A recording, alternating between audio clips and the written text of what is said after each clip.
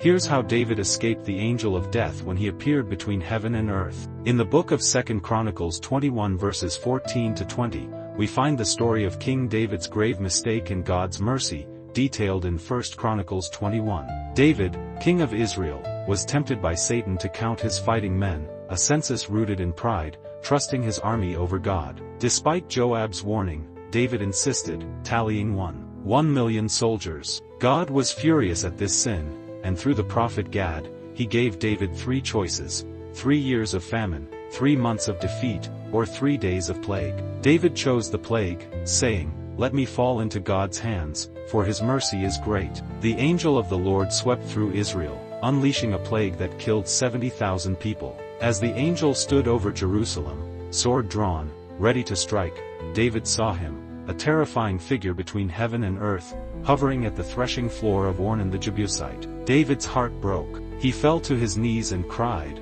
"I'm the one who sinned. These people are innocent. Punish me and my house, not them." God heard his plea and told the angel to stop, the sword still raised, poised over Ornan's field. Ornan, a farmer threshing wheat, saw the angel too.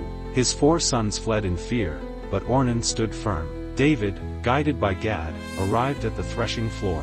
God had commanded him to build an altar there to atone for his sin. Ornan offered his land, oxen, and tools for free, but David refused. "I won't offer God what costs me nothing," he said. He paid Ornan 600 shekels of gold, far more than the land's value, built the altar, and offered burnt and peace offerings. Fire fell from heaven, consuming the sacrifices, and the angel sheathed his sword. The plague stopped. Jerusalem was spared. That threshing floor became sacred. It was the future site of Solomon's temple, where Israel would worship God for centuries. David's sin had brought death, but his repentance brought mercy. The place of judgment became the place of grace, a farmer's field transformed into God's house. This story shows the danger of pride. David trusted his strength and stumbled. But it also shows the power of repentance. His honest plea halted divine wrath. God's mercy outshone his judgment, sparing the city when David turned back to him. The angel, standing between heaven and earth,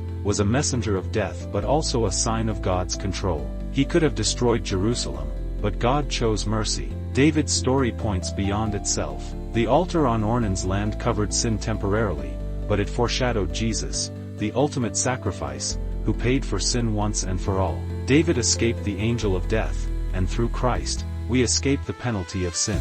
This account challenges us. Pride leads to ruin, but repentance leads to restoration.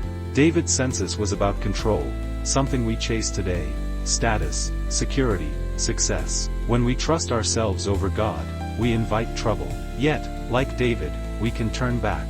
God hears honest prayers. He's ready to forgive, ready to transform our failures into places of grace, just as he turned a threshing floor into his temple. David's escape from the angel of death is our story too, a story of mercy triumphing over judgment. If you liked this story, please like and subscribe so we can reach more people.